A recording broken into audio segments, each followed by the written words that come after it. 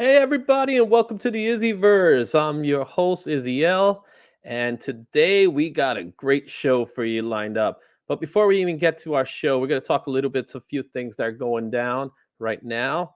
So first and foremost, coming this Saturday, we're going to have our Elimination Chamber results, reactions, and review show. That's going to be happening this Saturday after the show. So you guys are welcome to see that. On Monday, I'm going to have an interview with Daryl Alex Moore. We're going to talk a little bit about his artwork, some other things that are going on. And it's just excited to have this conversation with him. Haven't really had a chance to talk to him in a very long time. So I'm looking forward to that one. Also, this just in, I will be attending the Bronx Comic Book Show on March 5th. It's in the Bronx, guys. It's from 11 to 5. And the best part is that it's free admission. We have some artists attending, some actors attending. There'll be some cosplay contests. So again, free admission. Everybody's welcome to come. It's on March 5th in Tremont Avenue in the Bronx. Really easy to get to. 11 to 5 o'clock. Go check it out. And finally, as I always like to plug Squiggy's Dugout. This is the place I get my comic books now in New Rochelle, and you could go there anytime. There's the address right there, and you could get. They have this great sale going on right now of comic book boxes, each for $1. Some gray boxes, some indie boxes, some collector sets, graphic novels, BOGOs. So go check it out. So with that said, I'd like to introduce a group of guys that I've known for a very, very long time. And I just wanted to talk a little bit more about this particular logo that we're going to be talking about, Pronto Comics.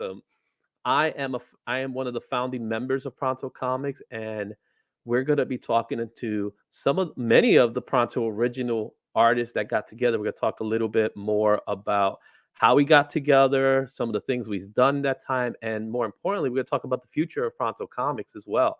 So, without any further ado, let me introduce to you each member of Pronto Original, starting with Achilles. What's up, Achilles? How you doing? You didn't expect to be the first, weren't you? I was not expecting that. No, I would have had my game face on. All right. I'm also going to add with us Ken Fredericks. Ken Fredericks, say what's up, bro. What's up, everybody? All right. Jeff Dryowitz. Hey. What's up, Izzyverse? What's up? James Bubble. How do you do? Joe Toledo. Hi, everybody. All right. Also, we got here in our stream who's unfortunately unable to be here on video, but he's here in audio, Ignacio. Greetings and salutations, denizens of the interwebs. And finally, representing Pronto today, Dennis Knight. How you doing, guys? Thanks for having me. Good to have you guys. So, Hey. woo, it's been a long time, guys. What do you say? Been a while. It's been a while. All right, guys. So let's talk a little bit about Pronto and everything that what Pronto is all about, where we originated from. The person I want to talk to first, and I want to hear the story of the Pronto, how Pronto originated. Is really, I would guess to say, is the man that thought of it all from the first place, right? And that's Mr. Achilles. Achilles, talk to us a little bit about Pronto, man. Well, I somewhat recently found out that it wasn't my idea to do it. I never thought it was. I always thought it was Patrick McAvoy, but I recently learned that it's actually Joe, who's here, that he's the one who has suggested getting the two of us all staying together and staying in touch after the comic experience class ended. I was very, very ambitious after getting my artistic soul beaten down in San Diego Comic-Con, and I decided to take a comic experience class, both the drawing and the writing at the same time. And I liked both classes. I really do feel that the classes kind of showed me more of how much I don't know than necessarily teaching me what I needed to know. That's how far behind the curve I was. But then when those classes were ending, and then it was Joe at I can't remember the name of the bar that we would always go to after the Pronto meetings. That was there in, I guess, kind of like Times Square, right? Yeah, It was an right Irish pub or whatever that place was called. And it was a block away from the studio we used to use. So what you're telling me is that there was an after party after the party? when the classes ended for the drawing, Mm-hmm. they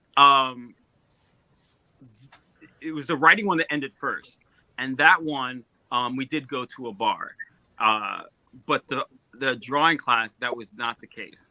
No. We're We're a with bunch the writing of one, we introverts, did aren't go, we, Ken? and we were hanging out, and Joe said, we should do something to kind of stay together. And I had people's contact information, so that's when I said, well, let's all meet up at my apartment and let the artists and the writers kind of pitch their talents and their stories and stuff, and see what would come of it. If looking back, I'm surprised that I was that comfortable and confident that everybody would get along. I think at the time I just thought everyone was as and I'm not saying everybody was, I'm just saying what I thought was that everyone was as desperate to make connections. I like to say, I would rather say hungry. Yes, Yeah, hungry. hungry. I guess hungry sounds better than desperate. So, Passionate. we all got together. That's good too. I don't remember how the anthology idea came up as far as like what it was going to be about, what was the for price bounty hunter thing. Mm-hmm. If somebody else knows, by all means, fill me in. I was just more concerned at the time in my apartment that there wouldn't be anyone left out. That was a big thing for me, was that there wasn't some writer out there that no one decided to to draw their story, or an artist who wanted to draw that all the writers had snubbed. Mm-hmm. Yeah. So who was from the writing team? Who was part of the writing team in the comic experience? It was Achilles, Joe, James? You were part of the writing team as well. Yes. Yeah. So Arthur was Arthur as well. Patrick McAvoy and Yeah, I was trying to remember. Gene. And Gene, Gene yeah. Freeman. And Ray Crisara. Oh Ray yeah. Yeah, Sarah, Ray yes. Crisara, right. Yes. Can't forget him. So I want to hear from you guys first, because I'll definitely talk to Ken, because Ken and I were part of and let's not forget Jarrell, who's also who was part of it. And Is he I'm not. coming? I have said to he was. double check. Oh, there he is, right there. So, bam, there we go. Speaking of which, Greetings. he was just chilling there and hiding there. Yes, you guys got me. And guess who else we got? We got Paul. Snap. Paul in the house, yeah. Hey, No, we just keep getting bigger and bigger. Yo. That's the Pronto way, Nice. isn't it? Jarrell. Very cool. All right, Jarrell and Paul. Jarrell's he's not new to the channel. He's been here before, right? Me and Jarrell, we've already done a few shows together. But Paul, man, I haven't spoken to you in such a long time, man. How you doing, Paul? yeah, doing good. Yeah, All right. it's been wow, over It's been a while, man. Yeah, Over a decade. Last It's been Comic-Con. No, has it been that long? it's been over a decade since we started. I'll say. Yeah. That's what I'm saying. Yep. All right, I've seen and I see that Jeff. He had our kids are getting bigger now. For those of us who have kids. All right. Oh yeah. So let's first. I want to talk to the writers involved first. So, Joe, James, Jarrell, tell me what it was like as a writer in the in Andy Schmidt's comic experience, and what you guys were talking about. Because obviously, us as artists, we were also dealing with our own things that we were going to do and what we were planning on doing. So I want to hear from you guys first before I get to the artists that were involved. Joe, you want to go? No, go ahead. Well, I had just lost my job. I got downsized after 20 years in the corporate world, and literally I had to buy a new laptop. And the very first email I got when I logged on was that email for the Comic Experience writing class with Garth Ennis as the guest. And I was like, this is a sign. I'm going to try this and see what I can do, because I've been wanting to do comics since I was 5 years old. And we were very unique as a class that it was done in person live with Nick Lowe, the X-Men editor at Marvel, because I think very soon after that is when they went purely virtual. So they didn't have any, we might've been the last live class for Comics Experience, because I've done a bunch of their classes since then, and they've all been virtual. But I got a lot out of that. How to do a comic book script, walking through our stories and talking them out loud, getting feedback from the rest of the writers really helped me out as a writer.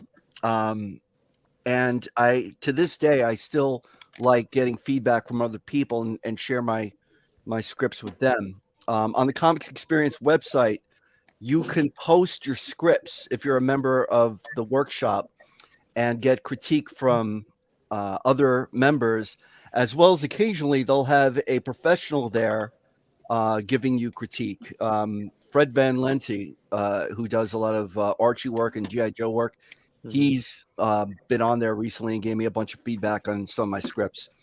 So as far as the original class goes, I couldn't recommend it enough. I don't know how the virtual one would be, but I would assume it would be pretty much the same. So I would recommend any writer who's unfamiliar with writing a comic script should sign up for that Comic Experience writing class. Thanks. What about you, Joe? What can you tell me how was your experience with the Comic Experience and then meeting all of us? Well, it was really great. It was a really diverse group. Everybody had like different perspectives. We had Ray, we had James. It was a lot of different thinkers in there, which was really cool. We were given like little projects, and that's when we got our chance to shine. But it was afterwards, which was great. Afterwards is when we really got to know each other and each other's styles. And although we were different, we were like, oh, we could put something together here if we all get along, and we were going out for drinks like after class. It became kind of like regular. So the idea to get together was just like, oh, why don't we luckily we had Achilles, which that's why we give a lot of credit to Achilles, who brought the artists and the writers together from the different comics experiences. And Jarrell happened to be in the artist. Yes, I actually just remember that. Hey, look who's there. Hey, Janine, how you doing? Hey, Janine. She's gracing us with her presence. Nice. Good. Welcome. We're just talking about how the writers were getting together. So, and even though Achilles was the glue that brought us together, Jarrell was one of those writers who accidentally went to the artist class. Is that correct, Jarrell? Yeah. Yes, I did. I totally think I got there by a mistake at the time because I really meant to take the writing course. However, I was that day, it was a strange time for me because I graduated high school, I think. And I had a job, and then they had the layoffs due to the housing crisis. So I was at a point when I was kind of trying to figure myself out in search of myself and finding out, what do I want to do? So comics was one of them. I've done comics since I was a kid. I've always, wanted to do it professionally. So I said, let me give it a shot. Let me seek some courses. So then I came across Mike Seglane's Comics Experience course, Andy Schmidt's Comics Experience course. Mike Seglane was the editor that was working with us on that one. Mike Seglane and Nick Lowe. So I said, you know what? I'll give this a shot. And I think I spent my last check on those courses. So I said, I hope it's worth it. And sure enough, it really was. The first person that I actually met was Gary, and Gary was just drawing. Oh, Gary. Yeah, Gary. He was sitting on the bench just drawing. And, I just introduced myself, said, hey, man, that's some great stuff you got there. And he said, thanks. Gary was very quiet, quiet and gentle. I love Achilles' face. Achilles was like, Well, okay. So one thing that I would need to point out is that the difference between the writing class and the drawing class is that in the writing class, you would read your script and then someone else would read their script, and you kind of get that feedback. But with the artist, Mike Seglane was like, all right, everybody, put out page number 1. And you would put your page on the table next to everybody else's page number 1. And it was very much like a Hunger Games type vibe of comparing how you did your first page to the next person. And it was just so visually. Now, Jarrell did not admit that he was in that class by accident in the beginning. So No, he it took a stood there while. in that class with his drawings lined up against Gary. And there was that It one guy was who drew stuff horrible. like of such a professional caliber. I don't even understand why he wasn't Yeah, I know teaching who the you're class. talking about. But Jarrell we said had nothing a for couple quite guys some who were time. really, So really to good. Jarrell Jarrell's was there to credit, learn. It He was just so kinda kept it to himself. intimidating. It was so intimidating to me to see all you guys' pages and to see how amazing your work was. When I saw that, I was like, "Oh my gosh, there's no way I'm going to be a hired artist and professional here." And it wasn't until I saw everyone's artwork that I was like, "Oh my gosh, I believe I'm in the wrong class." Made a mistake So, here. it was a Right? great learning experience to, from perspective, panel arrangement, what kind of shot this should be for this. was it a great way for you to spend your last paycheck? That's the big question. It Now- sure was, because I got to meet all of you guys, and I really appreciate you guys taking me in and to give me this experience to actually do our first story, our first book to publish, that we got together and actually did that. That is something that I didn't expect. However, you guys were just so great to work with, and you guys look great till this day. By the way, Dennis, you look amazing. Paul, you guys look immaculate. So it was just a great thing to do with you guys, because it's something that lasts for the ages. That's history. Yeah.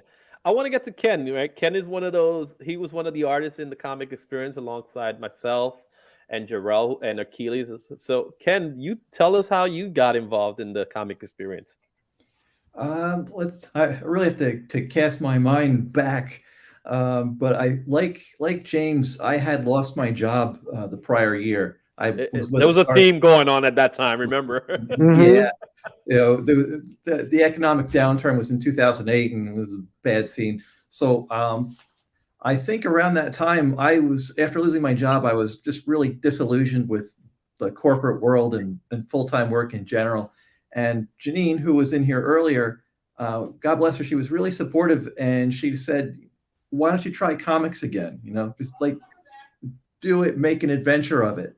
And she was the one who got in touch with Andy Schmidt, and she found the comics experience classes somehow. I don't even know how she found it. And here she comes. I'm sorry. But yeah, she encouraged me to enroll in the. Oh yeah, absolutely. She encouraged me to enroll in the course, and I did, and the course was absolutely fantastic. Mike Siglain was such a great teacher, and it was so great to hear from an actual working comics editor what the conditions were like for working in comics, for being an artist, and then afterwards getting together with the writers and making an anthology, like simulating real world comic conditions. It was just an amazing experience all around. Yeah, I remember that time, and I remember, Achilles, Ken, Jarrell, and some other guys that obviously didn't stick with us, but I remember us getting together every Wednesday. I think it was on Wednesdays. We get together every Wednesday night, and we would just look at our pages. Like what I liked about Michael's approach was that he would give us his scripts, right? And it was my second time taking that course, so I took it with Andy at first. And don't get me wrong, Andy was great, but it was something about Michael's approach that I really did, grab, right? Because in Michael's case, he was very adamant. First of all, you could tell he was an artist by heart, right? Because he is an artist, but he was really an editor at the time, but he's also an artist. So he has an artist mind, where in Andy's case, he's a writer that's an editor. So there is a difference there. Yeah. And when you're an artist and you are able to look at other art, you could either pinpoint the things that they do good or the things that they need areas of improvement, which we all did. To this day, I think we all still do, right? It's just part of who it is. And I remember us all having very unique styles, and there were people that I have to admit were like, there was that one guy, I can't remember his name, but I seen him in both of the classes. And I remember Andy even told me, this guy should be in the business, and he's not, because he just doesn't have the courage to pursue it. he just keeps coming to the class and he keeps giving me his money. And it's like, really, I don't need it anymore. Right. It really was like that, you know, and he was telling me that. But with us, what was interesting about our particular group is that, and we started something, right? We decided we didn't need to go to Marvel. We didn't need to go to DC. We didn't need to go to Dark Horse. We didn't need to go to Image or anyone else, because first of all, we knew that it's, you know, it's a needle in a haystack kind of thing, right? There's a situation where you have to produce something that they need to see, and at our stages, we were all great at what we did, but we didn't have anything to show for it, right? We were just good at what we were doing. And what was interesting enough was the fact that it wasn't until Achilles came up to me and he told me, he's like, you know, the writers are interested in getting artists, and you know, like all writers, they need an artist, right? And in some cases, some writers, they go off and they do their own art. I know, James, you did the art for your book, right? Your first book, you did the art for yourself. Yeah. So you know, sometimes you have to do that. And Achilles, same thing, where you're an artist / writer as well. Writer first, I take it, Achilles, am I right? Writer first, then artist second. And it was interesting enough that we got together that beautiful day in Achilles' studio apartment with his dogs. We got together and we started talking. Now let's get a hold of the other guys that became part of Pronto that weren't part of the comic experience. So I'm going to start with Jeff, since I could see Jeff. I can't see Paul and I can't see Ignacio. So I'm going to start with Jeff. Don't worry. Yeah, so Joey actually is the one who pulled me into this crazy gang at Wizard World one year. I had a connection there, and I was selling incredibly overpriced prints of my artwork that I had no justifiable right to selling them for, and refusing to do sketches because I'm like, no, I just want to sell prints for $25 a piece, because I had no clue what I was doing, because I did not take the class with you guys, so I had zero inkling of what should be doing. Joe came up and he gave me a business card, and I'm like, Joey Toledo, that's not even your real name, is it? And holy crap, yes, it was. And we have some of the best names in this group: Joey Toledo, Jarrell Lonesome. Seriously. Man's dad is part of this too. I'm like, this is crazy. But yeah, like I remember going to that first meeting, and being a little like hesitant. So I'm like, oh, I don't know these guys. I'm not gonna be able to like stand up to what they do. I'm sure everybody there is way better than me. I was pretty newly married. My wife's like, no, you've been wanting to do this forever. Go, go check this out, see what it's like. I remember going to Pronto Pizza and then sitting down. You guys were all passing out for a price. I think that's right when it got like printed, I guess. Mm-hmm. And I'm like, wow, this is legit. I'm like, they got an actual book in their hands with their names on it and their artwork in it. I'm like, and this is so cool. And it was just, I mean, so many great memories just being a part of this, and like so much fun at different conventions and working with, with an artwork for Joey, an artwork for Ray, for Achilles. Yeah, it's been a blast and a ride, Yeah. I know you have the distinction of being our real first colorist. I know that much. Jeff is our first actual Pronto colors. I know James dabbled with colors afterwards, and I did a little bit as well. And I know, Ken, you did your own colors as well for your books, right? That's right. And stuff. So I do remember Jeff was our first real deal colorist of the group. It's like, yo, we got a colorist, guys. We got a colorist. I want to hear it from Ignacio. Ignacio, you tell me how you got involved. Siege introduced me to the group. I think I first met Dominic. I didn't know what he was with at the time. I think it was Wizard World or New York Comic Con. I forget which one. But then I met Siege, and then he introduced me then to Achilles, and then he got me into Pronto Pizza. This was when I was living in New York at the time with my older sister. I was just like everyone else. I was unemployed, trying to land my foot in anything resembling art. So I was willing to take anything and everything. And then I went to you guys, and it was a fun time. and then I ended up drawing Joe's story for that. And then with collaboration with Dominic doing the inks, and then I remember at some point you had me do like a pledge video from way back. I still have it. I'm gonna share my screen. Oh no, wait! I got some stuff here. I definitely got some stuff. So you definitely, you definitely could share when we talk a little bit more. But let's go to Paul now. Paul, you tell me how you got involved.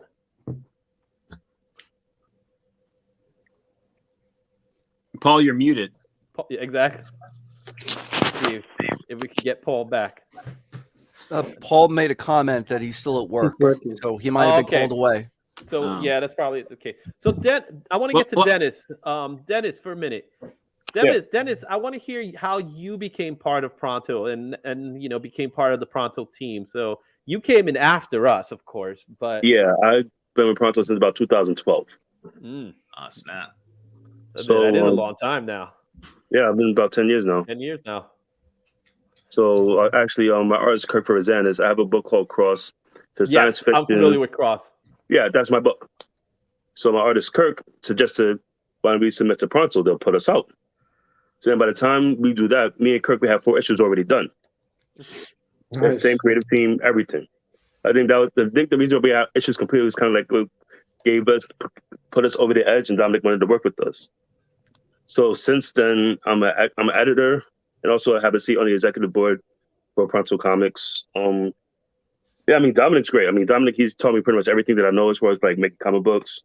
And as far as like, the management side of things, putting teams together, like all that's Dominic. That I can't take credit for it because he taught me everything that I know. He's a great mentor and he's a great friend of mine also. Yeah, Dominic was one of those guys. Dominic came through. Does anybody remember how Dominic came through with us? Was it with Patrick? Was Patrick one of the guys that brought Dominic in? I don't remember. No, I met Dominic, and there's another guy who moved to Florida who did the artwork for Arthur's. Oh, you're talking about Will. You're talking about Will Desnar. Yeah. So I met Dominic and Will at the same time, and it was funny that it blurs together. Maybe New York Comic Con. I know we were on the second floor of whatever the conference place was, but I met Dominic, and he threw me for a loop because he was an inker who had more social courage than any writer or artist I had ever encountered. And he was just so passionate about doing inks. So I met them both at the same time, and they kind of got pulled in to be part of that project. And I can say for Paul, since he's at work, Patrick McAvoy's one who invited him to come to my apartment.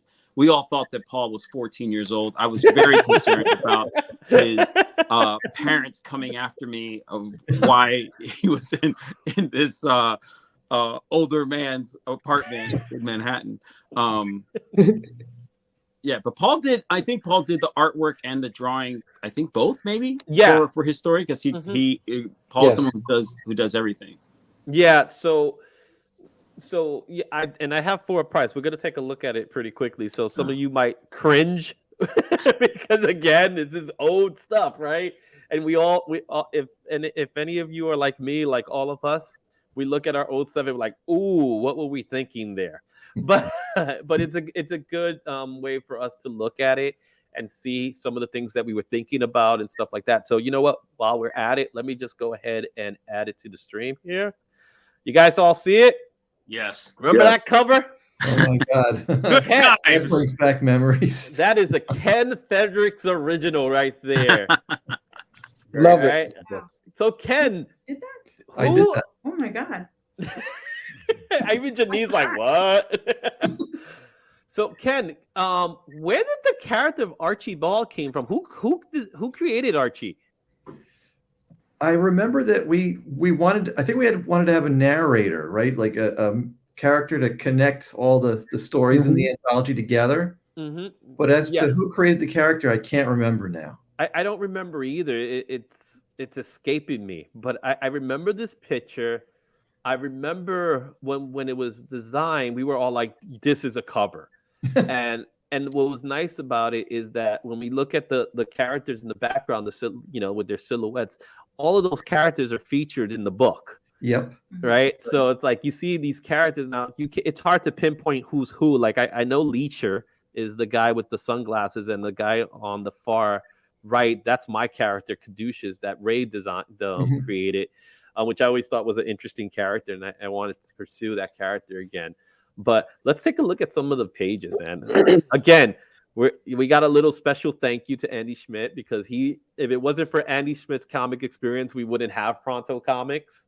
So we have our little thank you there, and amongst all the other things, our little thank yous to all our family and friends that were part of the product. So I see Janine Fredericks right there, right next to Garth Ennis. Go figure, right? All right, and then we have our different stories. So we got Club Banger, which I love the title now that I look at it. That was Jarrell and Ken. Fire in the Night. Paul did that one. I love this one. Crystal Beth and Giggle Boy. Totally from James' mind. Oh God, I don't want to even look at it. Then we got Leecher, who was done by Patrick McAvoy and Eric Flores, who unfortunately couldn't be here today. But I had the pleasure to have Eric come to my place with Jarrell, and we would have some rock band parties. Remember those rock band parties, Jarrell? Yeah. You remember those parties? Oh my goodness. Don't go throwback. If you didn't go to one of the rock band parties, you were missing something, because we would watch a wrestling event right afterwards. So those are fun. Tonga Jane Needs Cash. That one was done by Gene Freeman.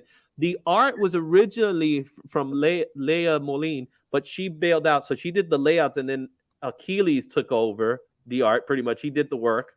A heavy price to pay. That was all Gary Price. I remember that one.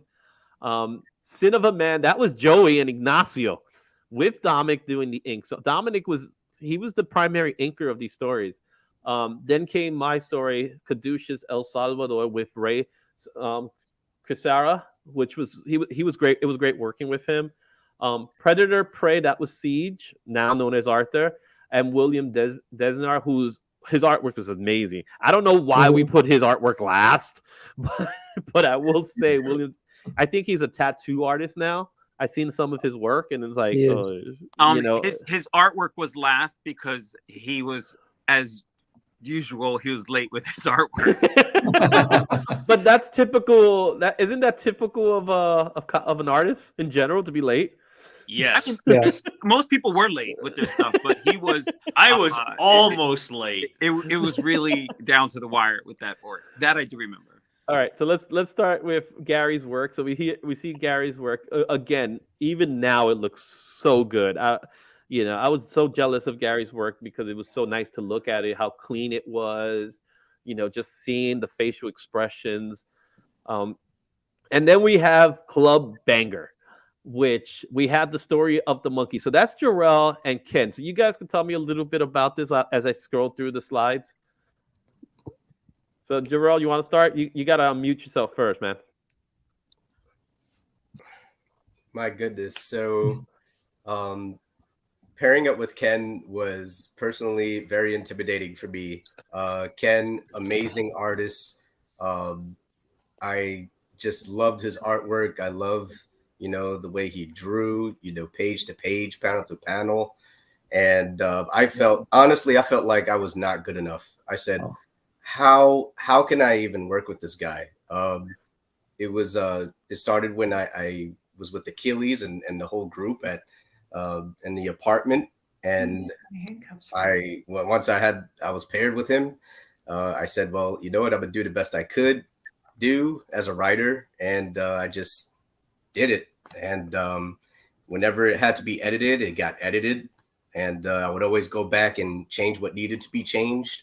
And I always wanted, to make sure that I did the best I could to make it presentable and make it a good story, for people to read. I didn't want to come out as a joke.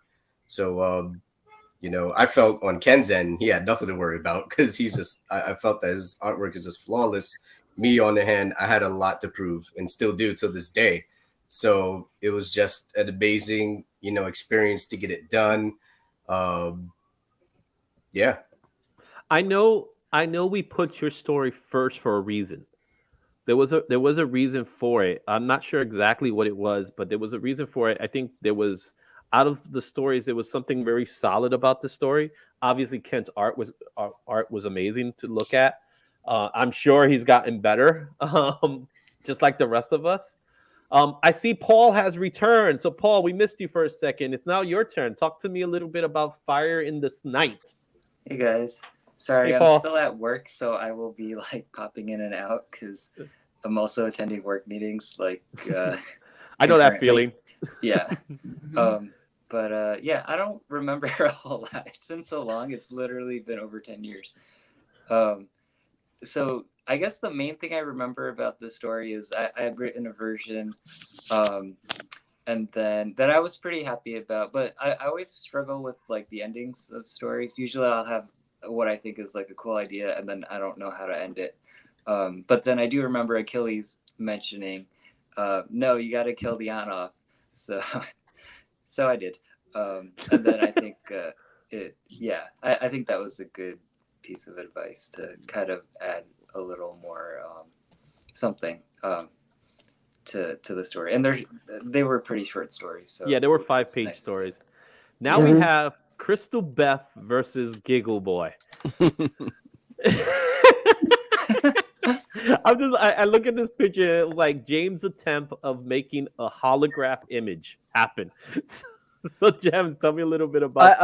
I discovered what's the name of this program? Manga Studio. Oh, okay. And because at the time I wasn't familiar with Photoshop, and Manga Studio has a whole bunch of things already built into it to make comics, from lettering and all kinds of shading techniques and everything. And literally, this whole story was just because of the pun of having a character called Crystal Beth instead of Crystal Meth, and I just built it around that. And luckily, Dominic offered to ink the story, so it added a level of professionalism to my terrible pencils. So, but that helped out a lot.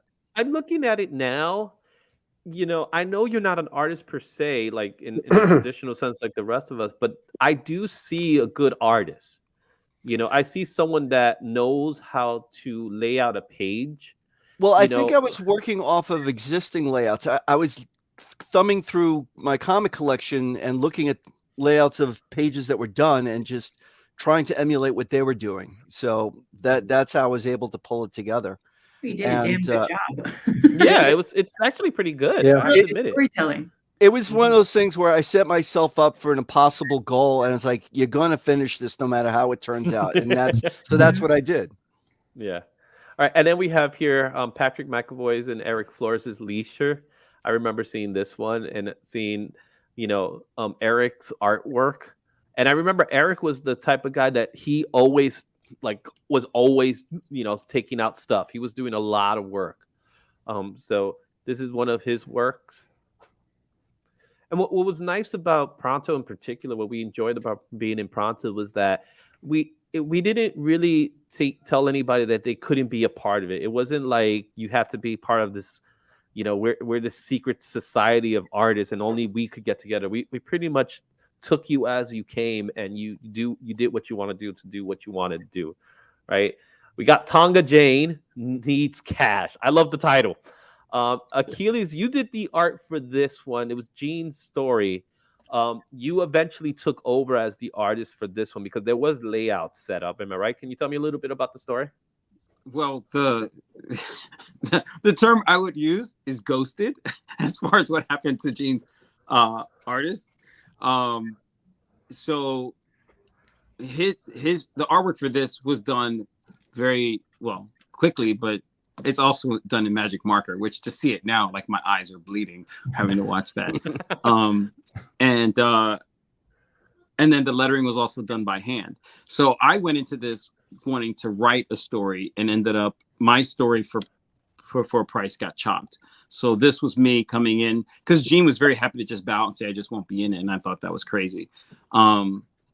But I love that Gene had a very Laura Croft type thing that he wanted to bring to the story as far as bounty hunters and stuff like that. So yeah, it was a lot of fun to do. And I remember this one. This is Gary's. This is Gary's story, but and was always funny. We always mentioned this, like, why did Gary put a picture of himself in here? We all said the same thing. I was like, okay, you know what I mean. But in Gary's particular story, again, beautiful artwork, good use of colors and so forth. So it was really nice, really produced really well. You know, like. I could see something like this in an actual comic book, like a Marvel, DC book, this kind of artwork, just looking at it. It was, that good. And I remember sitting in class, seeing Gary's work and seeing his pencils as they are, because I'm one of these guys that I actually like my work better in a black and white frame rather than being colored. And I don't know, it's something I like it better, maybe because at that particular time, colors weren't the way they are today.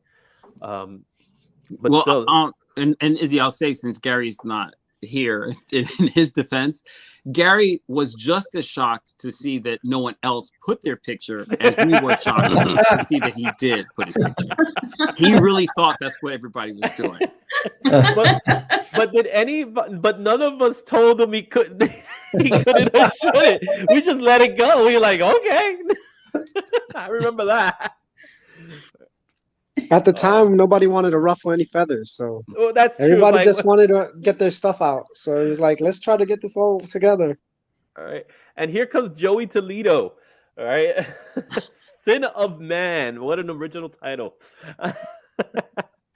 You had Dominic ink this, and Ignacio did the artwork, right? Mm-hmm. Yep, that's correct. Yeah. So talk to me guys about this one. So in the early days of Pronto, the idea was like we need to get basically relationships building between artists and writers. So we would have like little roundtables of like meetings and meet and greets. I don't know if you guys remember that. Like a lot of people formed relationships from that. So me and Ignacio paired up, started working on this, and Dominic was young and young to the group, and he was like trying to get in and ink some stuff. So he worked with Ignacio on this. He did a good job. The colors were me in the last minute trying to add colors because I didn't realize everybody else was adding colors to most of their work. So we had to add a last minute coloring. Yeah, and this is my story with Ray. Ray provided me with the story. It's Caduceus, so pretty much he was the apparently this is where I learned what that symbol is called. Ray, yeah, that's called the Caduceus symbol. So we'll make a character called Caduceus, and he looked like this. And so when I did the designs for it, I pretty much did the logo as part of his body. So it almost looks very Deadpool-like in a way, or Deadpool in its design, as far as his face goes. But I remember doing this. I colored this. This is definitely my Photoshop work. Obviously the writing, I'm looking at this, man, early 2000s, typography. So funny looking at it now. But what I ended up doing is I wanted to keep it black and white. I had a lot of little references here and there. It was fun drawing it. For me, it was a pretty tight story. And again, talking about it, and I was playing a lot with blacks and whites at that time. I was heavily influenced a lot by Joe Quesada at the time, because I love the way he used a lot of shadows and things at that time, with his Daredevil run, which I was a big part. And I remember drawing this little character here. I was just loving the guy punching him. And then you see Caduceus is his alter ego. And I remember this particular character. I can't remember his name. I think it was El Salvador was the character, and just playing around with the layouts and seeing what I could do and what I couldn't do. It was a fun story to do. I got really tired towards the end, because again, it was the first time actually doing someone else's story like that for me. But it was fun drawing it. I had a blast drawing it. And there's the final page. Right. And then we have Siege's story with Will Desnar. Now, Will, again, he's over in Florida. He's a tattoo artist now, and you can see that he's really good at it. And Siege did the story as well. Siege was the writer. Again, really solid, really tight work. I have to say, some of these artists on this team were so amazing, and I was so jealous of seeing some of their work, and I was like, I feel unworthy, in other words, to be here. But it was a lot of fun doing it. We all got into it. I love this particular scene here. It looks great. Really tight pencils, tight pens, and then Gary ends it off with the remainder of the story. And then there's everybody's information, everybody that was involved in it, and even we get comic book printing. So wait, the little stuff from For Price, man. So let me remove that. Let's start talking a little bit more. So we did For Price, we got it done, and the good news is we wanted to keep going, so we kept going. Right? We didn't want to stop. We wanted to do more stories. So we ended up doing another story, and we ended up, and we're not going to go through page by page, but we ended up doing Kicked. Remember Kicked, guys? Yes. I would say I enjoyed Kick much more than I enjoyed For Price. It was our sophomore project. What you guys could tell me about how you felt about doing Kicked in general? This was definitely Joe's idea. Mm-hmm. So, Joe, come up. Tell me a little bit about the story behind Kicked. Well, it was mostly what we were trying to do is, like I said, my main objective was creating teams. So as I was recruiting people, I was trying to get people to work together. So coming up with Kicked, I was just trying to make an anthology where we can each come up with our own superhero idea, but have it be the one character that threads through all the stories. He's just somebody who changes and adapts as time changes. So everybody could put their own perspective on a superhero through whatever generation they want to filter it through.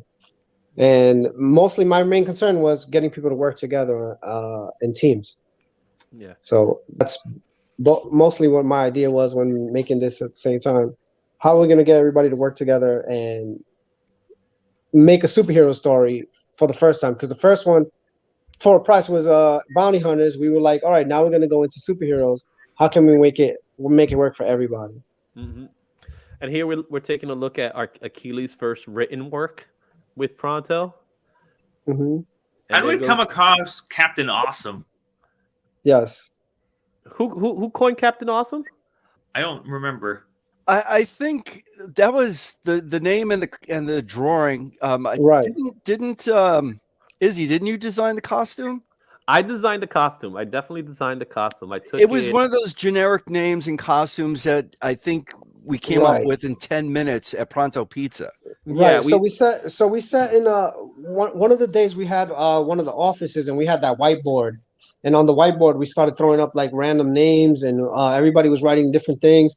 And then we just it was like a collected idea of like, oh, here's a character we could make who's obviously awesome, and we just go with the awesome and play along with that through the generation. That's how the idea came along. It was from sitting around together in a meeting, just like brainstorming. Like a lot of our ideas come together. When we were early, we were all trying to just figure out how to make it all work.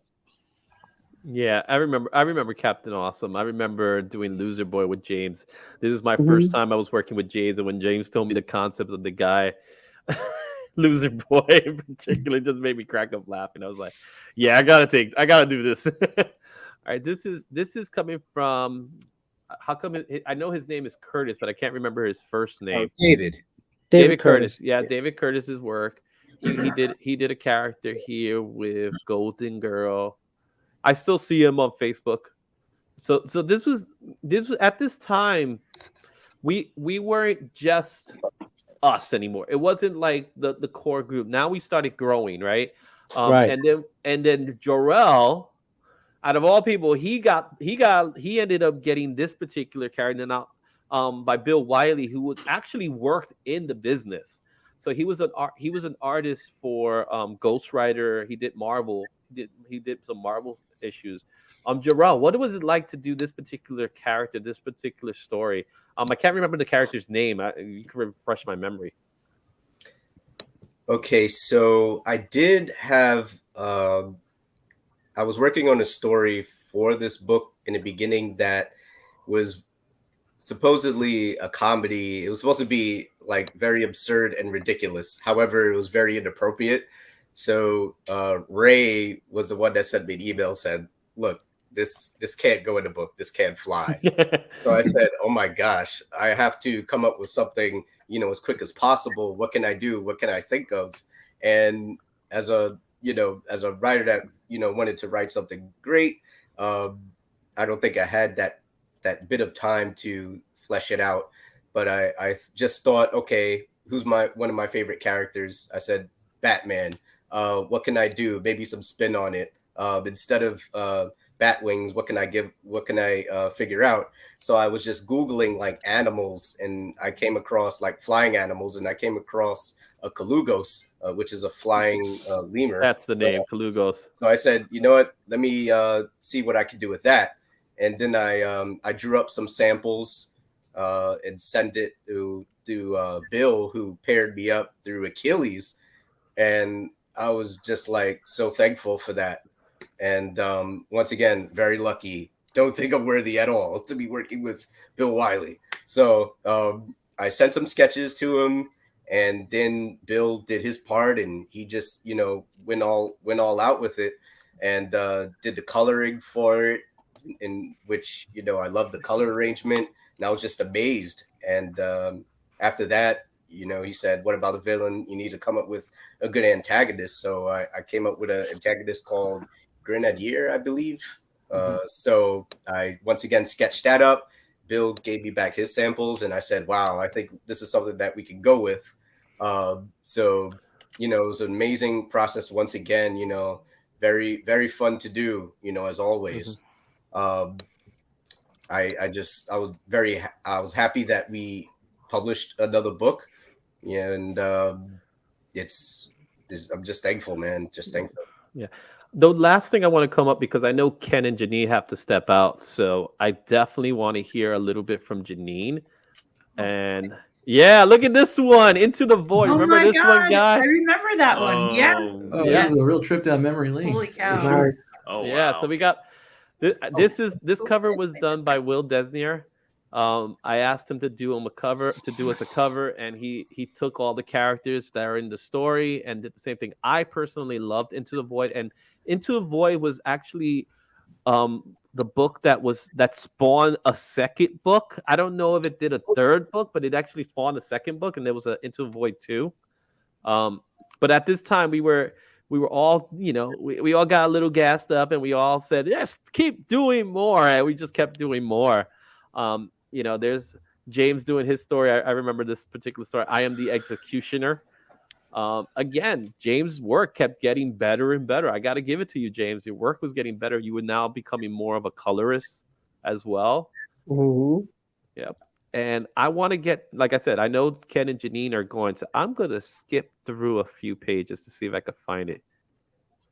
And I believe this is our story. You and me, Izzy. So, yep, you and me. Janine came up to me and was like, I want you to do my story. So talk to me a little bit, Janine, where you were coming up with this space sickness story. Oh God. And Jeff did the colors for me, right? Yeah, it's looking familiar. I think so. Yeah. Mhm.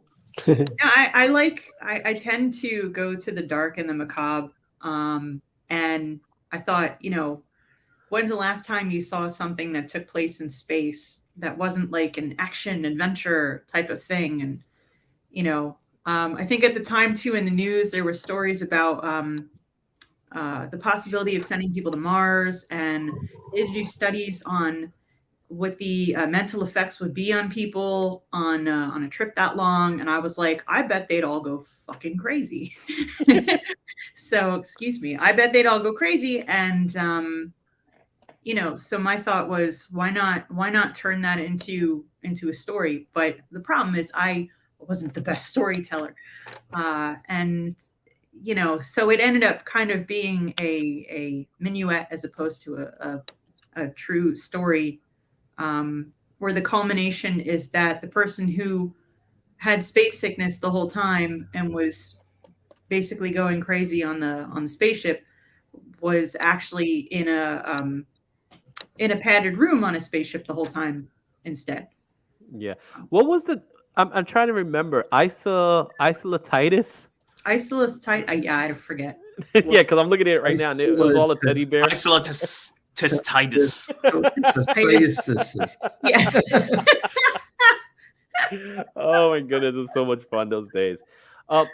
What this particular book reminded me of really was the trip that some of us went to when we went to Philly, when we went to Wizard World in Philly. For some of us did go to Philly, and it was just such a blast to go to Philly. It was like what I'm thinking to myself, was Philly our first true con besides I know we did Mocha.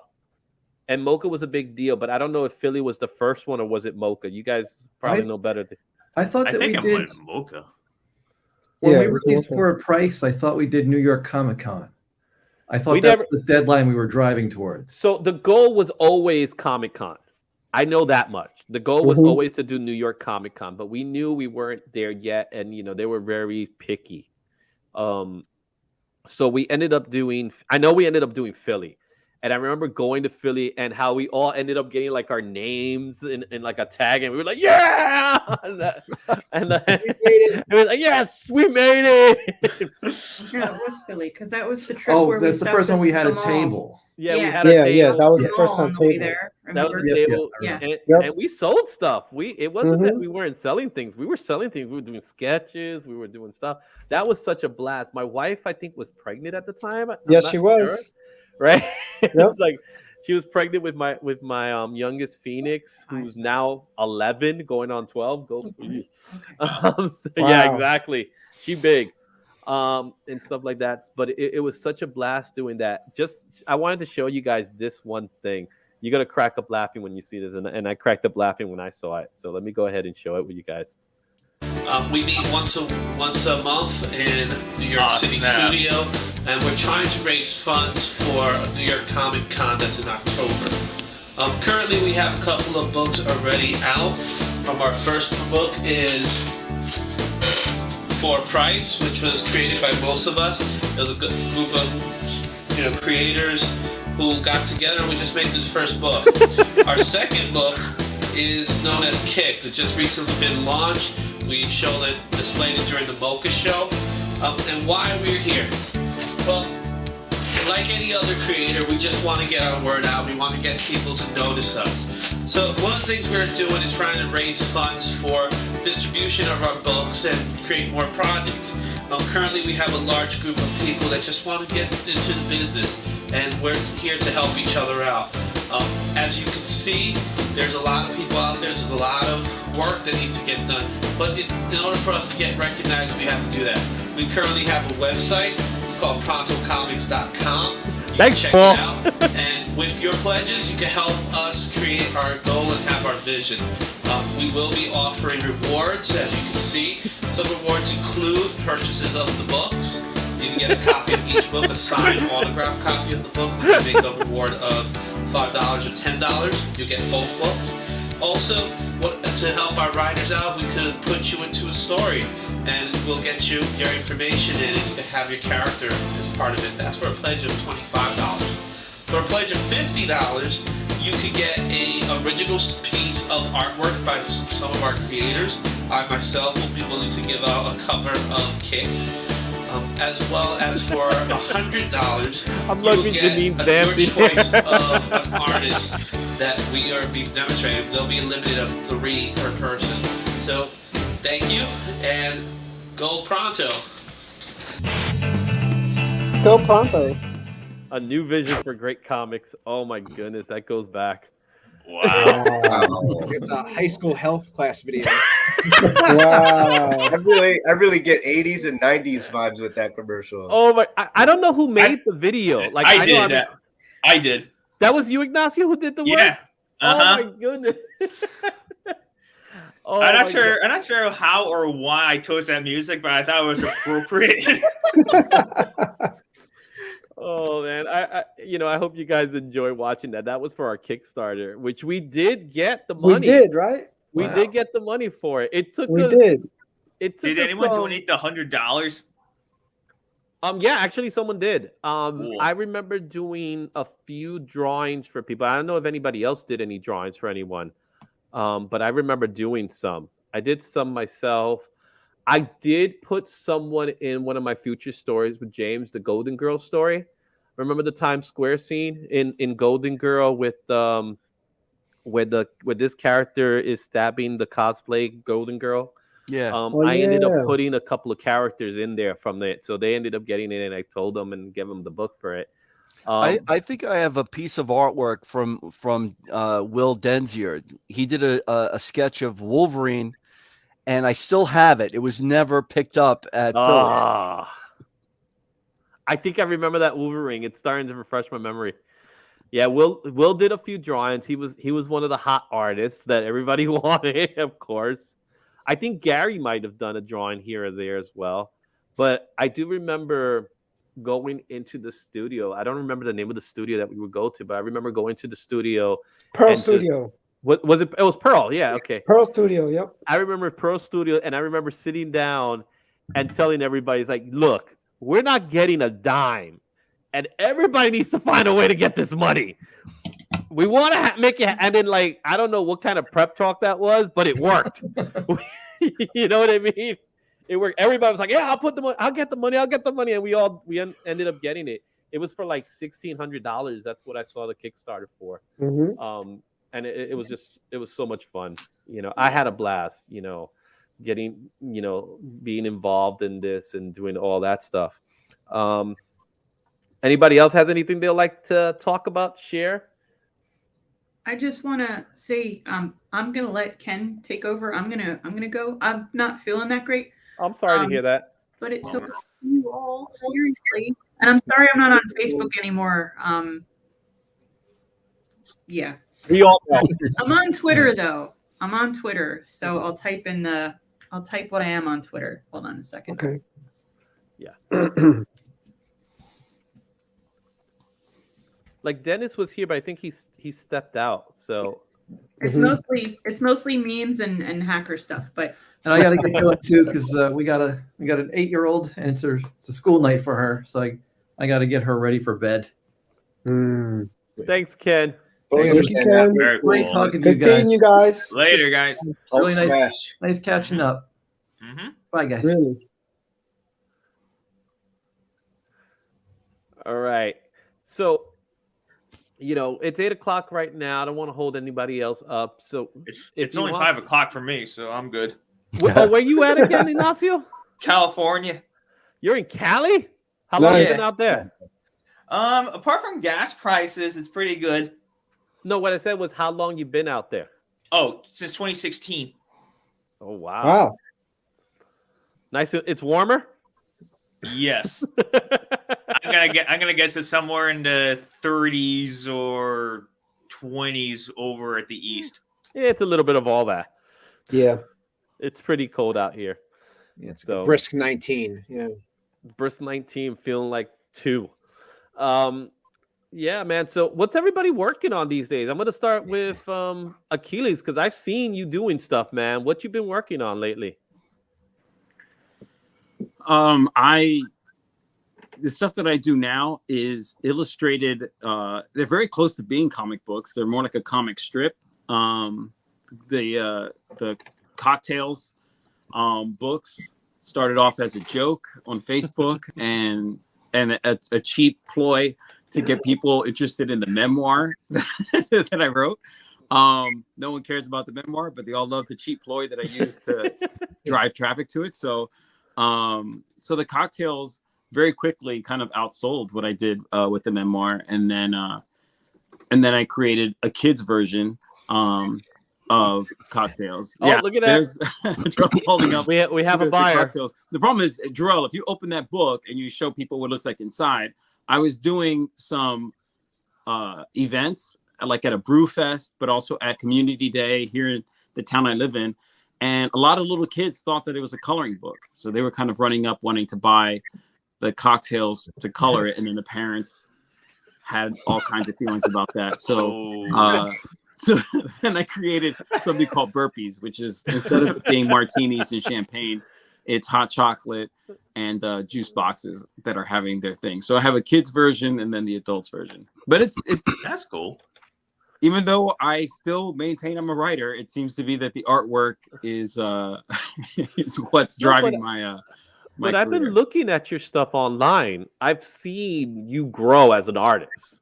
You know, I've definitely seen you grown as an artist. There's things about you in your art now that I've seen that is like, boy, Achilles has come along a long way. He's come along. And, well, I mean, and it's one of those things where my picture you definitely don't have to be showing. But one thing that I learned both as a writer and even for me doing artwork is, and I don't know if any of you guys have gone through this, but it's learning the difference between the art that you love and the art that's in your wheelhouse to create aren't necessarily the same thing. I would love to be able to draw Batman comics, but that is just not in the wheelhouse of what I was drawing. I'm more of the Archie's type of artwork. For me to do it well and for me to enjoy it, it would have to be like that. Yeah, I see what you mean. What about you, Jeff? Have you been working on anything, doing anything in particular? Yeah, I got a few things going on. I started doing like pet portraits for people. At first it was watercolors, and then I started doing these digital ones that are sort of pop art inspired. And that's what seems to hit more. So I've been, it's starting to get a little bit beyond word of mouth. So it's kind of cool that people that I don't know are actually hiring me for these things. I'm still doing a lot of freelance work like graphic design. I seem to get mostly musicians and personal trainers. So I'm like, cool. So I'm doing, usually stuff for their logos for their hats and clothing and their YouTube channels. And then I'm trying to figure out what NFTs are and create some of those. I had a conversation with someone. I actually did an interview with someone on NFTs in particular. I have the interview ready to go. I haven't launched it because in particular, NFTs is a very touchy subject for a lot of people. And there's two sides to it. Some of it is good, some of it's not so good. So I didn't want it to be one of like my first interviews to show, and it was just like, I'll just hold on to it for now. I think I was talking to Achilles about it the other day, right? We were talking about it in a conversation, and NFTs is just it's so weird to understand. But I kind of understand it, but I kind of don't understand it at the same time. So yeah, I've sold one and can't even claim I know what I'm doing. I just when I did like a bunch of like the Inktober sketches, I was just like, I'm just going to blindly see what this is. I put one up on one of the websites and it sold for like $20. And I'm like, all right, I don't understand. They just bought a JPEG from me. Well, I will say, because one of my clients does NFT fundraising type stuff, and I had to because he was my client. I do social media for small businesses and stuff. He's my client, so I had to learn somewhat about it. But I will say that the currency for NFTs, whether it's just a picture you took with your phone or something you doodled on a napkin or spent 375 hours to create this masterpiece, whatever it is, the true currency that you can attach to it primarily is the hype that you can create for it. If you're part of an NFT group that does X, Y, and Z or something, if you can convince people that being the first person to buy it or the third person to own it, that it just create value, it's a lot like the stock market. Like how much people are willing to pay for it all depends on the belief that it will increase in value. So that's now, how do you take a picture with your phone of like a trash can on a New York City corner? Can you convince people that that's going to be something? It all depends in your ability to market it. Yeah. It's like, where is it art? Where are you a creator? Where are you an artist? And where is it like, I just threw some crap online and I want to sell it to you for money? Or like, are you trying to truly actually make something? Isn't that what pop art is all about? You know what I mean? There's some art out there, so what we consider pop art, and some of it is beautiful and brilliant. Some of it I still don't get it. You know what I mean? I went to the Whitney Museum on this past Friday. I went to it and there was some beautiful pieces of art, but then there was some that I was like, that's a chalkboard. You know what I mean? It's a chalkboard with a string, and it's like, but because that guy did it, it's something. It means something. Someone assign value to it. Yeah. Exactly. So you built the value for it, right? Because I saw people just looking at it like, I looked at it, I was like, it's a chalkboard. You know what I mean? So, all right, Joey, talk to me, man. What you been up to lately? Besides becoming a samurai. Yes, that's it. Maybe he's a Ronin. I focus on that. I'm a Ronin. Yeah, I'm a masterless samurai. Putting my skills to that, pretty much. No, I've been working on learning film production. A lot of film production stuff. I've been doing a lot of PA work, production coordinating for shows, documentaries. A lot of everything in production I've been learning pretty much. Filmmaking. What kind of programs have you been using? I'm not using any programs. I'm actually on set doing light grip work or production coordinating for a show, or depending on basically learning everything about film production. I've been on a lot of shows. Now, Joe is not a name dropper, so he's not gonna. I was like, this Hawkeye, stay your Hawkeye is very impressive. I'm waiting to hear Joe saying, "You see that episode of Jackass? The guy that got that's me." Yeah. I've been on a lot. I've been on a few shows in New York. I've been learning a lot about production in New York City, pretty much a lot. Oh, that's cool. That's awesome. From I'm working on independent stuff, everything. Yeah, film production. Paul, what about you? What you been up to, man? Still doing web design or what? No, I mean I was always doing animation, so still doing animation, CG stuff, mostly commercials and some films. And Paul, can you say some of the projects that you've been on, because I know you also are on some pretty big. I'd be bragging. I'd be saying so much if I were you or Joe. I mean, I can, because they do make us sign NDAs and stuff, but once it comes out, it doesn't matter. And some places are less strict. I know Marvel is super strict about everything, but I haven't worked on any Marvel shows, so can't say that I have. But so what you're saying is that you worked on DC shows? No, wait, no. And DC's getting better, Well, their animation team is still, I think, is better than Marvel by their far. shows. Yeah, their episodics. Yeah, they're definitely better. Yeah. I'm not a big fan of Marvel's animation studio, especially since it's so kiddie. But DC's movie animations, their movie stuff is pretty good and stuff. Even though most recently I wasn't crazy about some of the newer stuff, but some of the other stuff is pretty good. Ignacio, what can you tell me that you've been up to lately over in California?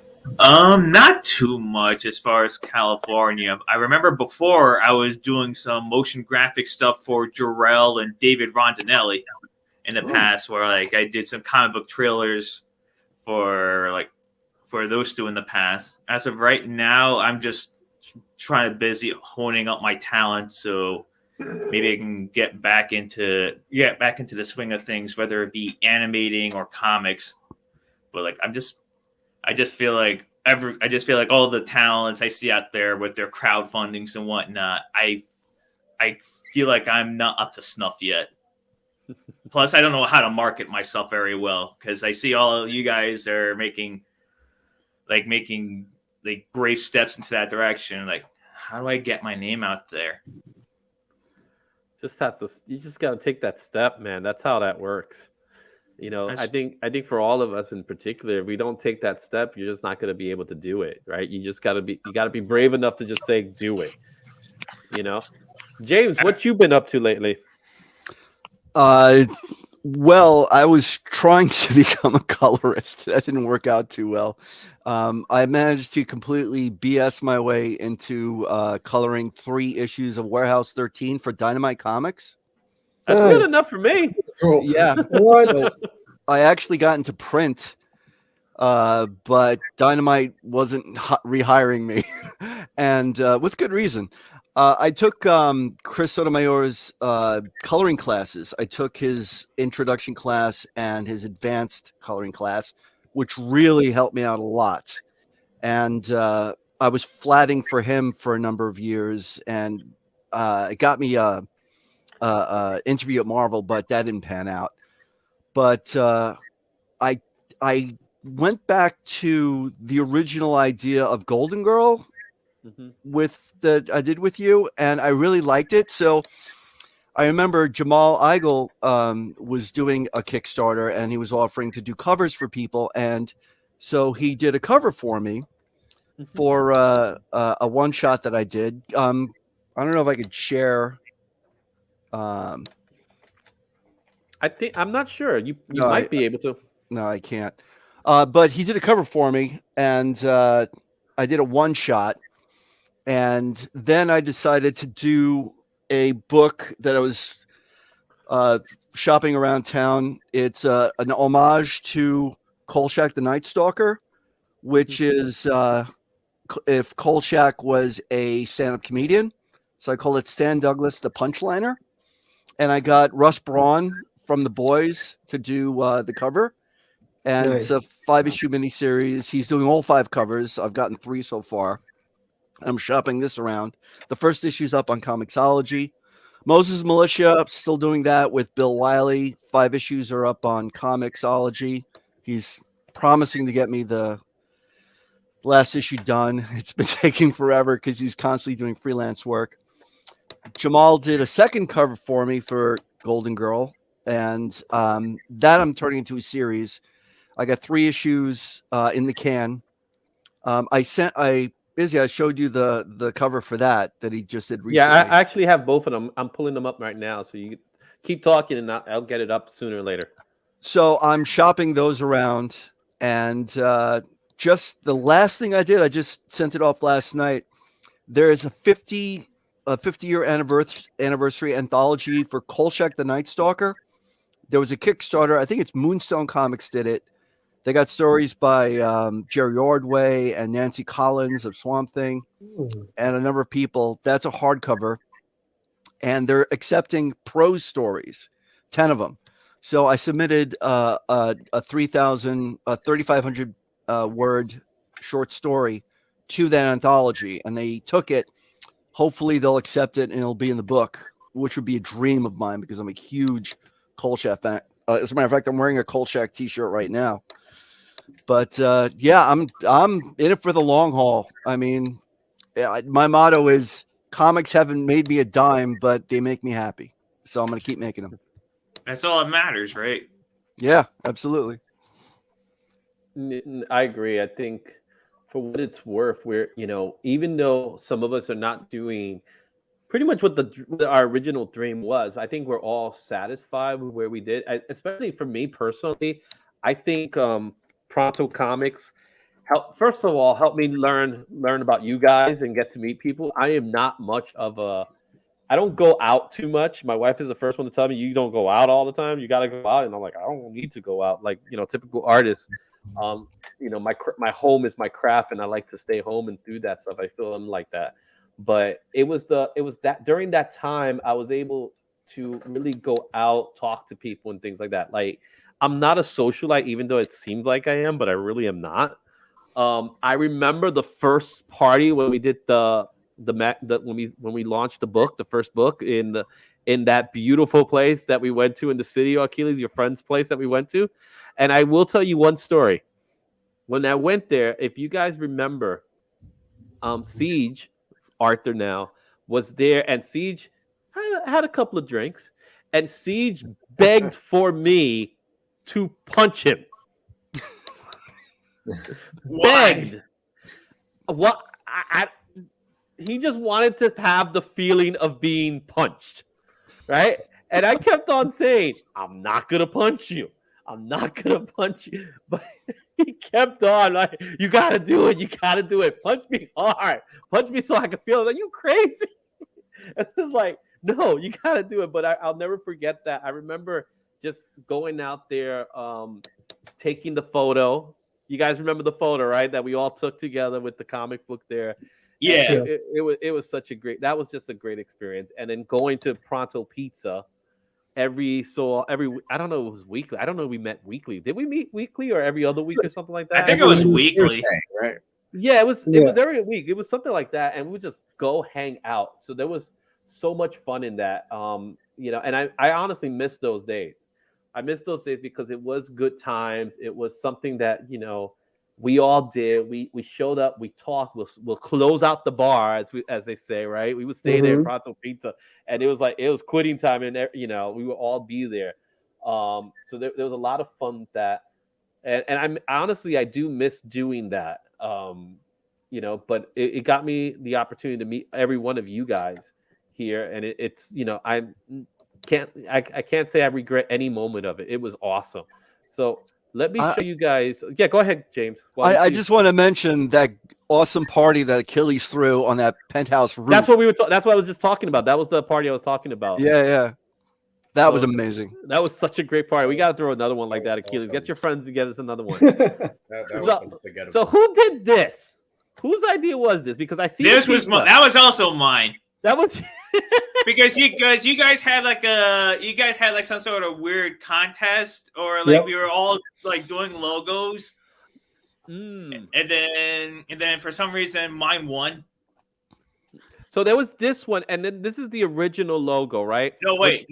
That one is the current logo. The one we had before was the original, and that was the original. And then the current one was the one we used like quickly afterwards. The current the current one was used because we elevated our ambition to like, we're gonna do shirts, we're gonna do hats, so we needed a simpler 2-color type thing, because we did end up getting shirts that were. I still have that on it.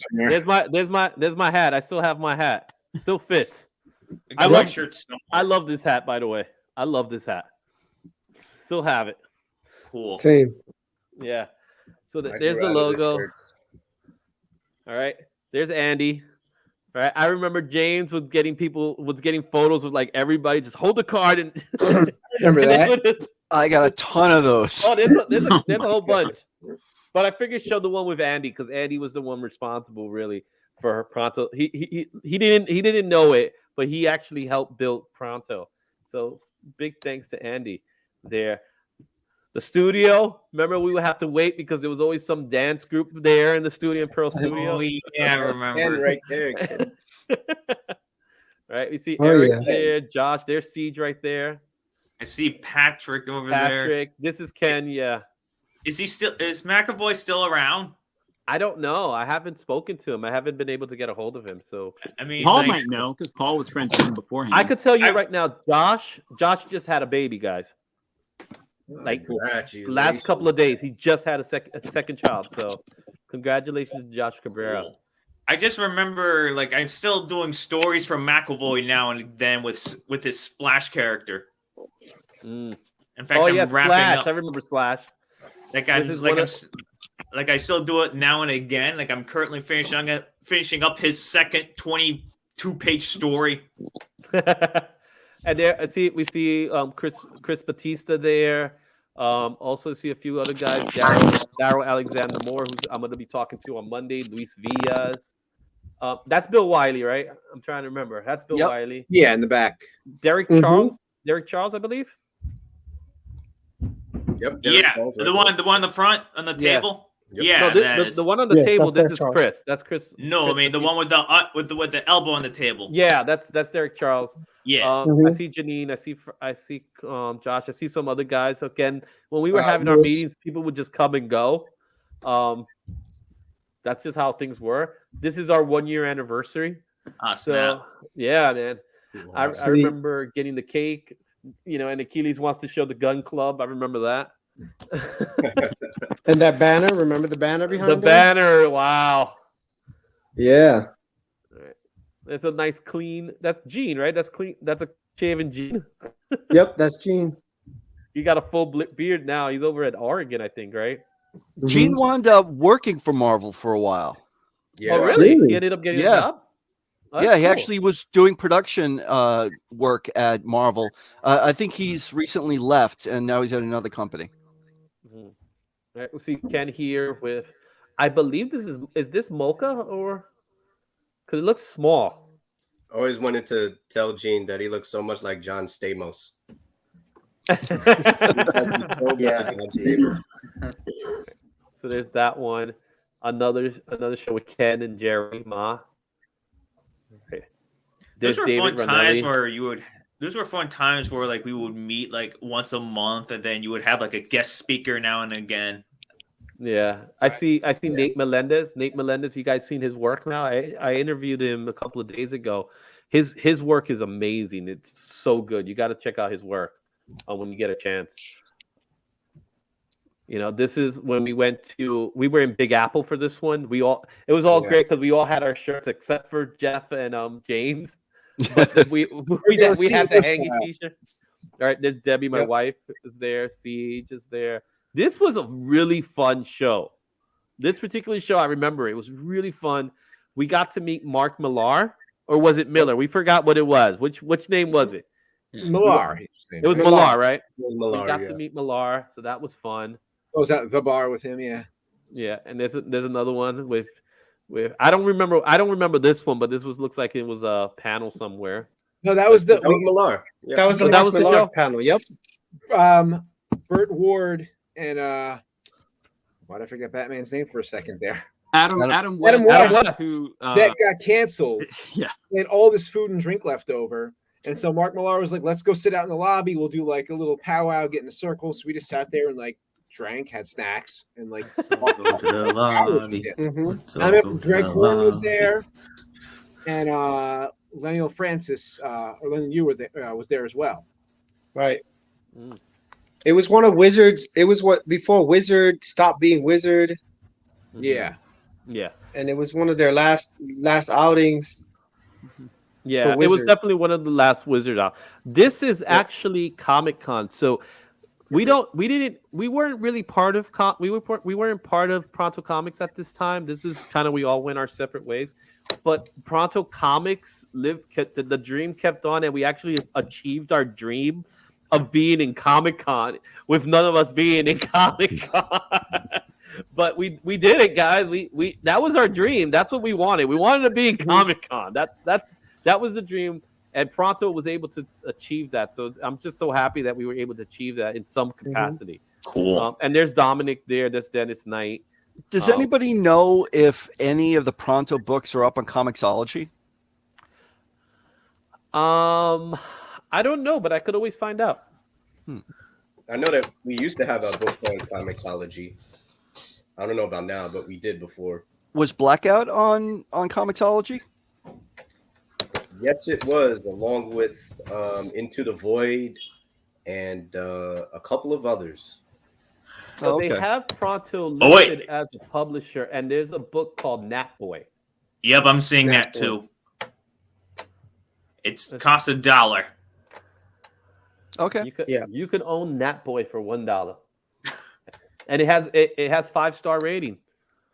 Granted, only one person rated it, but it's a 5-star rating. It's 100% approval. Nice cover though. It's actually a nice cover. I like it. So this is one of the shows. I wasn't part of this show, but it looks like it was fun, Achilles. It does look fun. Complete with your natural hair color. That was for the Thor movie. Oh, when you guys would go to the movies. Okay. Yeah. There's Siege with best Loki headpiece ever. Which at the time, this was for the first Thor movie. A lot of people driving around and walking around Manhattan, they didn't know who Loki was. It made no sense to them. So I think they were calling Arthur like Aquaman and all these. It was all this random stuff, but Trident. But no one knew who Loki was. Well, do you remember we were at Blaggards afterwards, hanging out, and like a table of like crazy drunk people. I mean, that we were also, but saw us and started asking us questions. We told them that we were writers for the movie, and they were like freaking out over that. They're like, "Oh my god, that's so awesome!" We're like, "Yeah, we all wrote for it. It was, it's cool being part of Hollywood." Oh yeah. Oh man, those are fun times. I never did the cosplay. I seen this one. That is awesome. I love that photo, man. Oh my gosh. I love this Iceman. I love the Cyclops, man. all of them. So. Now, Joey, that's you, right? Yep. And that Cyclops beam. That's not Yep. that's not the picture. That's you, right? That was like a cutout of Cyclops beam. No, that's I made an actual visor that fires lasers, that shot lasers out. And I was shooting lasers out at the audience while we were watching X-Men. But the additional line floating up, that's just Photoshop. That was Okay, that's what I was thinking. But I do have wings are also photoshopped. So if you're wondering what I was going to ask you that question. I was just a guy with an X-Men shirt walking into the movie theater. That's all I was. I was going to ask you the question: were you walking around with wings that big? I wish. No. Achilles, I really think you have those wings. Biologically, I think you do. And there's Achilles with Power Girl. Yeah. Achilles sent me this photo, right? And his natural hair, just as Captain Awesome. That is great. Yeah, I never miss a chance to wear a wig. Oh man, that's so good. So I got the book for you to show off. So I'm gonna go load it now here, so you guys can see what he's been up to. Let's see if I can get this thing here. Load it. Where is it? I got too many stuff in my files. But here we go. Now it gets to load up. But yeah, when I was talking to Jamal Igle on Monday, we were talking a little bit about Golden Girl, and he was telling me about it. And I was telling him, you must have been seeing some of my drawings. And he was like, really? It's like, yeah. He's like, James sent me a whole bunch of stuff. It had to be in your drawing. So I was like, it has to be. So I was like, Jamal Igle saw my work before I even had a chance to even show it to him. So thanks, James, for that one. Absolutely. All right, there's Golden Girl. So there's my picture with Jeff. Jeff did the colors for it. And by the way, I always love that cover, the one we did, Jeff. You did the colors you did were fantastic to me. I love them. And then there's Jamal Igle's version of the book. So that was always fun. Jamal went above and beyond. Well, it's Jamal Igle. What do you expect, man? Yeah. Right? Very cool. He openly admit that he's a perfectionist. And this is the current one, right? Yep. Oh, yeah. wow. So who's this female character? It looks like she's a female awesome. What can you tell me about her? Oh, I'm continuing the theme of sidekicks in this book. This particular book, the sidekicks want nothing to do with Captain Awesome, and Awesome keeps bringing in these young teenage girls to use as a sidekick because he's got a fetish. So he has this new one called Starblade, who's 16, and she discovers that he has a hidden secret room where he has blow-up dolls of all the sidekicks. Nice. Ooh. So she runs to Golden Girl to decide what to do. We can't go public because nobody's going to take my word for it over him because he's so beloved. So they come up with a scheme to teach him a lesson. And that's what's in the first issue of my new book. And then after that, all the sidekicks get together to form a security company to handle security issues that normal people can't handle. So that's I've got 3 issues of that in the can right now. So. And you have the artist attached to it already? Yes, I've got this great artist from Portugal, Antonio Brandão, and he's absolutely fantastic. He follows the scripts to the letter, and I can afford him. I have to go to people overseas. I deal with people from Portugal and Italy and the Philippines because that's all I can afford. Yeah. I remember. Congratulations, James. Yeah. Thanks. To save money, I've been coloring them myself. So yeah, that's awesome. I remember when we were doing Golden Girl, that's when I had to do a hiatus. So I ended up doing a hiatus for a while. I tried to come back and something didn't work out. James knows the story a little bit. It didn't work out the way I wanted it to work out. And it never came back to me as much as I wanted to.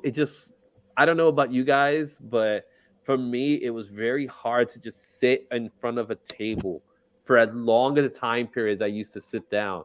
And I never really got back to that mode. and stuff. It wasn't a block. It wasn't anything like that. It was just me not being able to just do it anymore.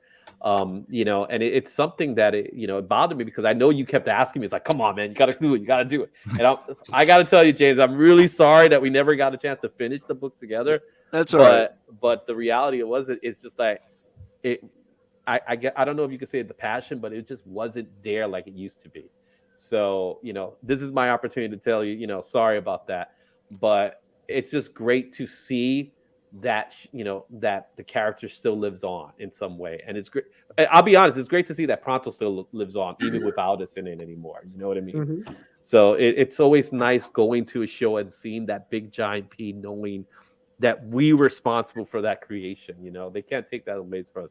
They can take the copyrights away from us, but they can't take the way that we actually built. They can't take its origins. Nah, they can't take it, man. We were the first one to make the first Pronto comic books, and I'm really glad that we did it, man. I want to give a bit of thanks to both Joe and to Izzy, because you guys played a part in the creation of this book. Joe with Captain Awesome and Izzy with with Golden Girl, and I like the fact that our child is still out there and is up on Comixology. The books are going to keep coming out. I'm going to find a publisher. If I can't find it, I'm going to put them up myself. But they will be out there, and it's partly because of you guys. I appreciate that. Love that. Yeah, same. Love to hear it. I'll do a sketch any day. You ask me to do a sketch, I'll do a sketch. Now you ask me to do a 5 to 10 page story. We'll talk a little later about that stuff. But you know what? I've been holding you guys up long enough. So, guys, say your last pieces, and then we'll be out of here. I'll go with Paul, man, because Paul's been quiet, having to work at the same time as doing these things. So, Paul, go ahead, say your final piece. Any plugins that you want to give? And no, it's just it's been great knowing all of you guys, and I just have to. I'm really thankful that we had that chance to, do all the Comic-Cons and make the books and work together. Yeah, it's been really good. We have to give you extra credit, man. Yeah, we got to give Paul extra credit because Paul is responsible for our website launching in the first place. I remember that. That was good. There was a story behind that too. And I would love to hear it someday. But thank you for doing that. When we launched the website, it was like, yeah, we got a website now. We're legit. We got emails. Whoa, it's awesome. So thanks, Paul, man. Yeah, Jeff, what about you, man? Anything you want to plug in before we go? No, just, you know what? It was such an awesome experience. And what's pretty cool now is I still have some of the issues up in my classroom. And my high school students will check it out. I'm like, yeah, I worked in comic books. And they're like, are you serious? And seeing high schoolers get excited about anything is nearly impossible. So it's kind of cool when they see that. They're like, oh, that's sick. You got to do that kind of stuff? And I'm like, yes, I did. I'm your cool teacher, right? Seriously, it was awesome. I loved everything we did, guys. It was fun and all the conventions. So I'm like, wouldn't trade it back. I mean, ultimately I didn't go into comic books, but no, it was just a heck of an experience. And, hanging out with all you guys was always a blast. Oh, we definitely got to do that. We definitely got to do an actual hangout. Oh, this is something that, this is just for a YouTube channel, but for the rest of us, we got to definitely hang out, man. So, Joe, what about you, man? Anything you would like to share before we end this? Yeah, I'm very grateful for everything we did with Pronto. Like, we were all so fresh and new to creating, and we were all taking the class because we all wanted to learn. But we went from learning to we got to make something, and we partnered up pretty well. I appreciate Achilles for taking my words and my idea for making it happen, because he was really the link to make sure that we get the artists involved. I was trying to get the writers involved, and he was like, all right, we're going to do this. And then the best thing was he volunteered his apartment so we could all go there and have that first meeting. And that's where we got to meet everybody. And after that, I was ready to make this happen. So I'm grateful for everything that happened and all the friendships that came from it too. Yeah. Yeah, we all developed the talents from that, which was worth it. Yeah. Ignacio, what about you, man? Well, it's just been very fun hanging out with you guys back then, and it felt very cool keeping in touch with all you guys. Did any of you guys have seen what Pronto has become lately, or at least kept in touch apart from Jarrell, I think. So I know Dennis had to step out, but one of the things I could tell you is that Pronto is still alive and well. It's in a current hiatus, unfortunately, because of the pandemic. But this was also an opportunity to continue Pronto in some capacity. So that was one of the approaches. So there will be another Pronto show in the future. I'll say probably in a month or two, we'll do another show where we'll bring in some of the Pronto alumni, as opposed to the original. So this one was meant for the original gang. That's why when James was talking about only a few people are going to watch, trust me, the original gang needs to get together first before we could get everybody else involved. I mean, how often do you like meet up with the Pronto crew? I honestly, out of the people I speak to, you are the guys I speak to the most. Jarrell and I, we were just hanging out, dude, right? Jarrell and I, we were at a wrestling show together. So Nice. and we had fun. That was fun. Cool. So so Jarrell and I, we're still in touch. And again, we all keep in touch in some way in Facebook and in Facebook, Instagram, and things like that. We don't, we're typical artists and writers that like to stay home for the most part. That's what I think. Exactly. But I will say I'm not traveling to California anytime soon, though. But when you come to New York, let us know. Let us know when you're in New York, man. Sounds good. All right. Jarrell, what anything you like to say? Oh man, I'm usually not the best at like explaining everything in so much detail, but I'm just very thankful for everybody's input in Pronto Comics and what everybody brought to the table. From Achilles, setting us up and engaging us to meet and pair, like Joe said, to James, just ironing out the colors, man. Whatever needed to be done, James was just doing it, even if there were like deadlines and, we could have missed it. James just went in and did it. Much power and determination to you, brother. You just keep on riding on. Joe, just amazing, man. Just from his creativity to developing the concept for these books to just following up with each and every story and just putting 100% in it. I really appreciate it. Jeff, thank you very much for doing like the designs in my comics anthologies when I was like freaking out and figuring out, what can I put on this page? Because I had no idea, that was a big challenge for me. So thank you very much for just contributing to that and making it easier. Paul, man, from animations to, developing the website for us. Oh, you're just, you've just done an amazing job, man. And Izzy, from this in general, starting out with this and what you were doing before, you were just really bringing everybody together and put in a lot of effort and a lot of energy what you do. And I'm just very thankful. All you guys mean a lot to me personally. I think you guys really mold a big portion of my life. I was just this young kid with not knowing really what to do, maybe not much direction. So I knew that I did want to do comics. I wanted to do something that I love to do. And it was great for you guys to be the first people that I've met to do it. And from there, I definitely keep that in the back of my mind. And it feels like it was yesterday. So still writing, I'm my worst enemy. So I do have a mini series that I am working on. And I have to pay my editor pretty soon. It's pretty pricey as well. So I've been budgeting for that. And in the meantime, I've been finally writing 101 on Substack with Scott Snyder with Best Jacket Press. So I'm finally taking a writing course after 20 years. Also, I am working on some Substack articles. I'm waiting for some independent comic creators to bring their work in so I can review them and make a Substack article based on what I've learned in Scott Snyder's class. So upon, marriage and trying to, provide for, starting to have kids, it's been pretty busy, man. It's been busy, but I'm just so thankful and blessed that everybody's here alive. And that was a very long speech. I'm gonna end it right there. If you guys haven't met his wife, man, Jarrell's wife she's such a great person. You know what I mean? It's like Jarrell is the one guy in our group that I think, besides Paul, who's still 14, but Jarrell's the one guy that we've seen actually grown up from being like almost a teenager to being an adult, and seeing him as an adult now is like, it's crazy.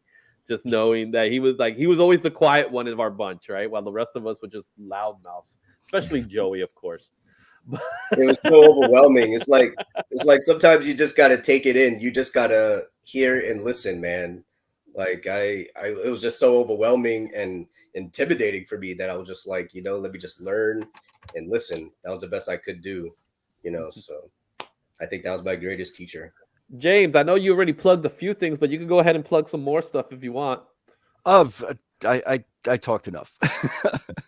I'm hopefully I'll be making some announcements soon to the general world, but I'm constantly working. I mean, I've been coloring a page right now as I've been talking in this podcast. So cool. Thanks, James. And Achilles. If we're the founding members, I'm going to call you the Godfather. That's it. You've been coined.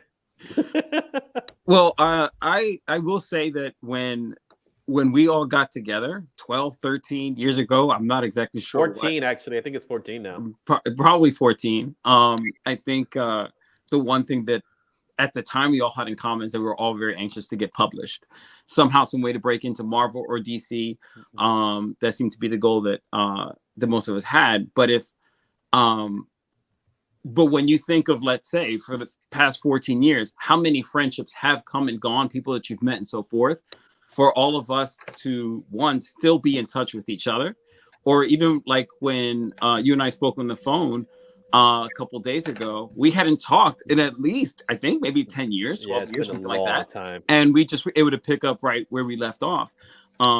So that if someone had told me back then, oh, you're still going to be talking to these guys all these years later, and what's even more, I guess, impressive is that how many of us still are doing something in the vein of comics, whether it's, the film production or the animation, the children's books. And when I was watching your interview the other day, and you were talking to that guy, and then all of a sudden, like, oh yeah, let's show his project, and then Golden Girl pops up on the screen. I was like, what? James has still got that going on, and it looks amazing. So that's something that, especially for New York, where so many people, you meet so many people, and the friendships come and go, and blah blah blah. That I'm just happy to see that the essence of the Pronto family still keeps going. Not Pronto's still going, but so are the friendships that come through it. So I think that's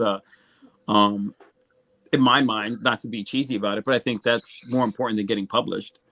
Yeah, because at the end of the day, there's so much material out there that you could get lost in the shuffle. But one of the things that we ended up doing is we got ourselves noticed and recognized, good or bad for that matter, but we got ourselves recognized. Now, when you go to a show and you see that big giant P, you're right, that big giant P, and where it comes from, it's something that every time you look at it is like, that's mine. We all have a part in it, even though people have come and gone through the Pronto world. We, again, like I said, we started it off and we started the train rolling, and I'm happy to say that the train is still going.